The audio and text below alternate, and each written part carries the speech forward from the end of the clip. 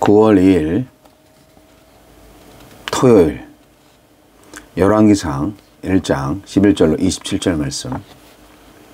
나단이 솔로몬의 어머니 밧세바에게 말하여 이르되 핫깃의 아들 아도니아가 왕이 되었음을 듣지 못하였나이까? 우리 주 다윗은 알지 못하시나이다. 이제 내게 당신의 생명과 당신의 아들 솔로몬의 생명을 구할 계책을 말하도록 허락하소서. 당신은 다윗왕 앞에 들어가서 아뢰기를 내 주 왕이여, 전에 왕이 여종에게 맹세하여 이르시기를 내 아들 솔로몬이 반드시 나를 이어 왕이 되어 내 왕위에 앉으리라 하지 아니하셨나이까? 그런데 아도니아가 무슨 이유로 왕이 되었나이까 하소서.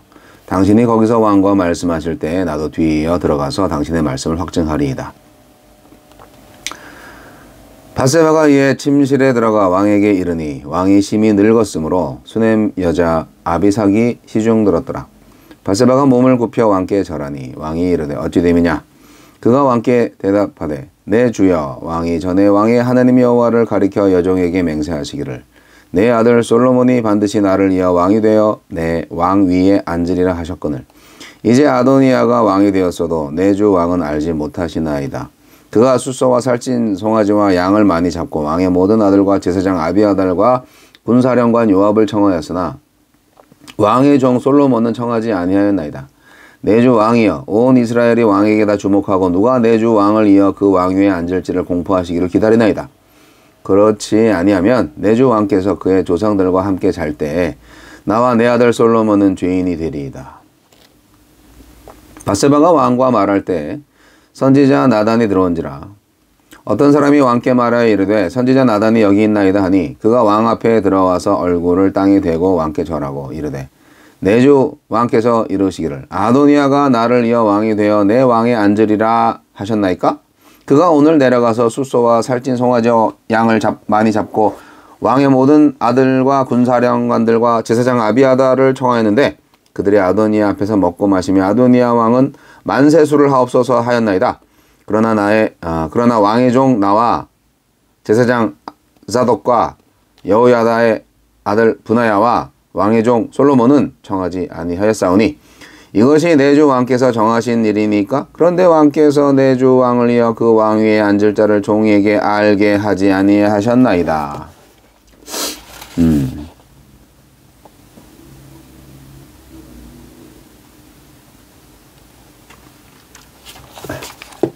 사태를 바로잡는 움직임.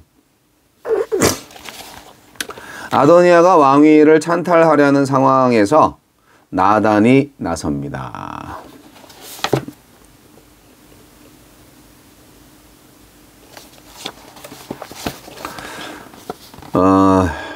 그는 밧세바와 함께 다윗에게 아도니아의 소식을 알리고 다윗이 왕으로서 사태를 바로잡기를 기대합니다.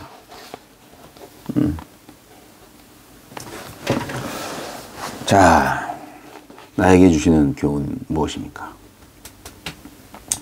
하나님의 뜻을 아는 사람은 그 뜻이 이루어지도록 자기 몫을 다합니다.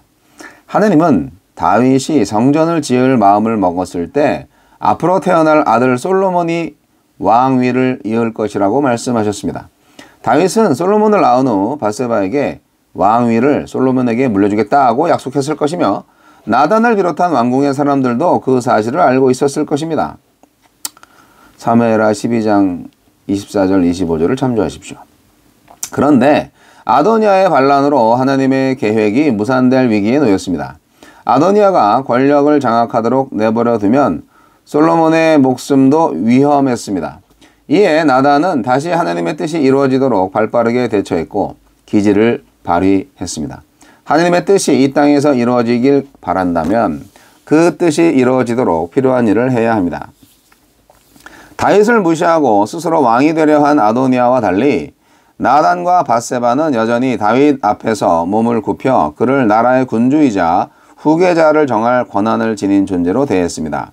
다윗에게 아무것도 알리지 않고 은밀히 왕좌를 차지하려 한 아도니아와 달리 다윗에게 상황을 알리고 다윗의 결정을 기다렸습니다. 권위를 부정하고 존경을 고리타분한 가치로 여기는 오늘의 세태이지만 마땅히 존경하고 존중해야 할 사람이 있음을 기억해야 합니다. 권위를 존중하면서 동시에 책임을 일깨울 수도 있습니다. 나단과 밧세바는 다윗에게 아도니아의 반역 소식을 전해주면서 이 일을 바로잡도록 촉구했습니다. 밧세바는 다윗이 솔로몬에게 왕위를 물려주겠다고 한 맹세를 상기시키고 백성이 지금 왕의 결정을 기다리고 있다고 말하며 다윗에게 결단을 재촉했습니다. 나단도 다윗의 제가 없이 스스로 왕위에 오르려 한 아도니아의 행태를 고발하면서 다윗에게 사태를 수습해야 함을 알렸습니다. 권위를 존중하는 것은 무조건적인 복종과 다릅니다.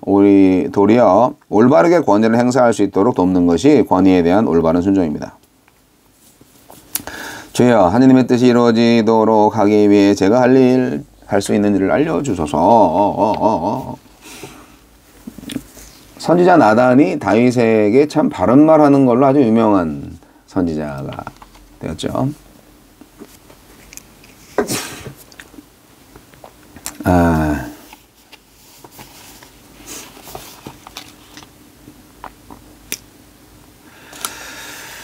밧세바의 아들이 왕이 된다는 게 참 역사는 알 수 없다. 그렇죠. 밧세바가 사실상 본처가 아니잖아요. 그런 거 보면 참 하느님의 섭리는 다윗의 와이프가 몇 명이었을까요? 8명 정도 나옵니다. 미갈, 아히노암, 아비가엘, 마아가, 핫깃, 아비달, 에글라, 밧세바 이렇게 아내의 이름이 나오는데 밧세바한테 5 아들이 있었다고 합니다. 첫 아들은 죽고 나머지는 시므와, 소밥, 나단, 솔로몬의 순서로 소개가 됩니다. 사무엘하 5장 14절과 역대상 3장 5절. 다윗은 그 위 아내들로부터 아들 10명을 두었고,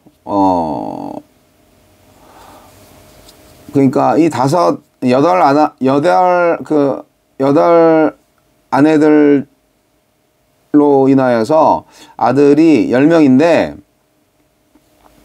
솔로몬이 10번째로 소개된 아들이에요. 그러니까 도대체 솔로몬은 이게, 서열로 보면 안 되는 아들인데,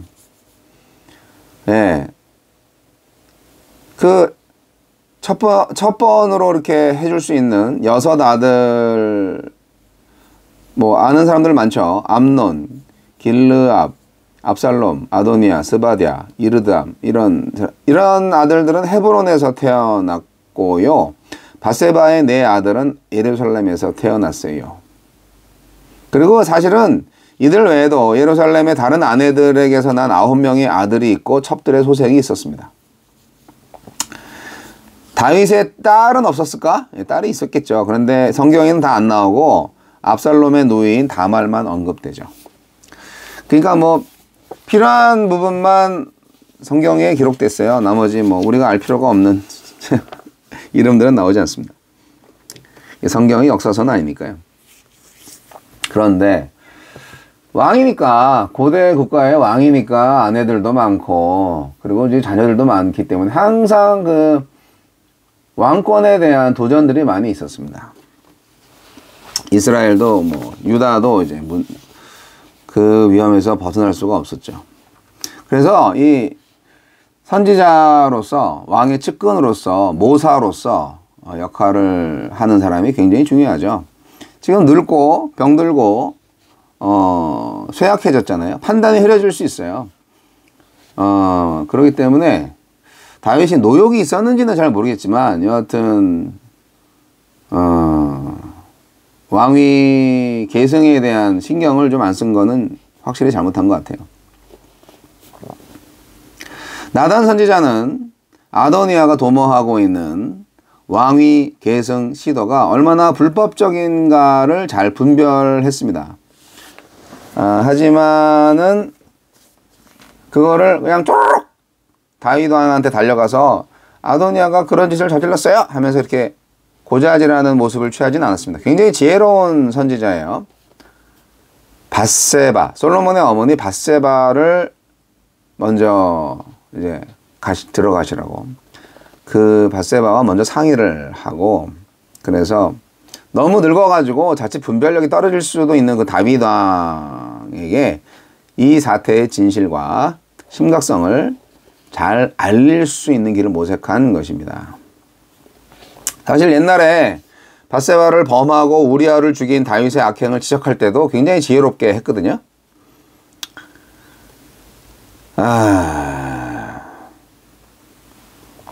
이번에도 이제 다윗한테 좀 지혜롭게, 좀 달갑지 않은 소식이죠. 너 잘못하고 있어. 너 그런 거 알아? 자기가 잘못하고 있다는 것을 알게 될 때 얼마나 기분이 나쁘겠어요. 그러니까 이거를 어떻게 전해야 될까? 지혜를 구한 거죠. 밧세바는 나단 선지자의 조언을 따릅니다. 자신을 범한 다윗의 악행을 슬기로우면서도 단호하게 지적했던 선지자 나단을 밧세바가 신뢰하지 않을 수가 없죠. 아도니아가 초대하지 않았다면 솔로몬의 편에 섰어도 글쎄 어떻게 됐을까. 하여간 밧세바는 나단을 굉장히 신뢰했어요.